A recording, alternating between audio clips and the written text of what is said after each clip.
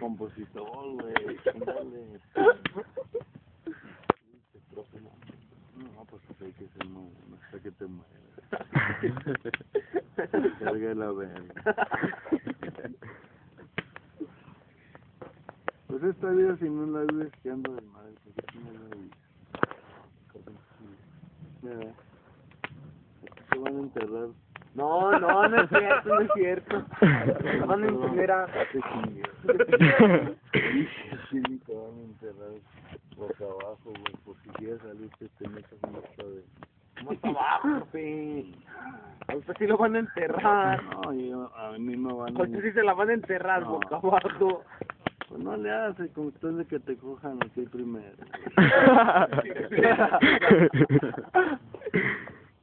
No, yo ya. Cayudo, Yo güey. ya sé que me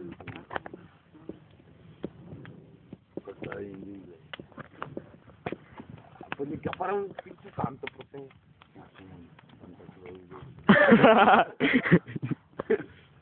No, pues está en el pinche panteón con todos los...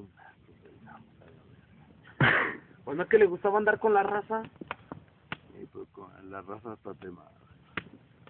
Sí, pues está feo, fíjate en un panteón, pude en los que los gusanos, como en los que metiéndote por el fondo y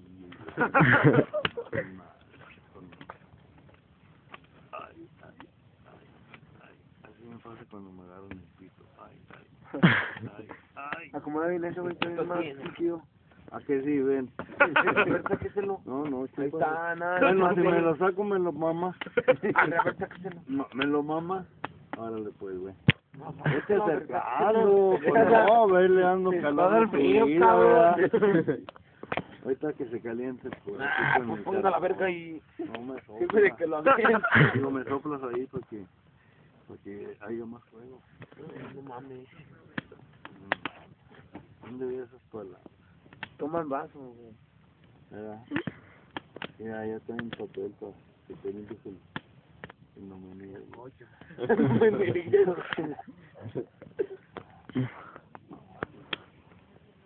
Está haciendo como hacer en la pinche cabaña, ¿verdad? Sí, Cabaña culera. asquerosa. Es que las personas que nadie. No. Ellos le hicieron, profe, puros pinches palos. No, sí la trajeron porque les cobraron más caro, nada más que una bola de pendejo. Mira, en Canadá hay cabañas con eso, sin Mira, pinche pajarillo. No, mames, ahí anda a toda madre.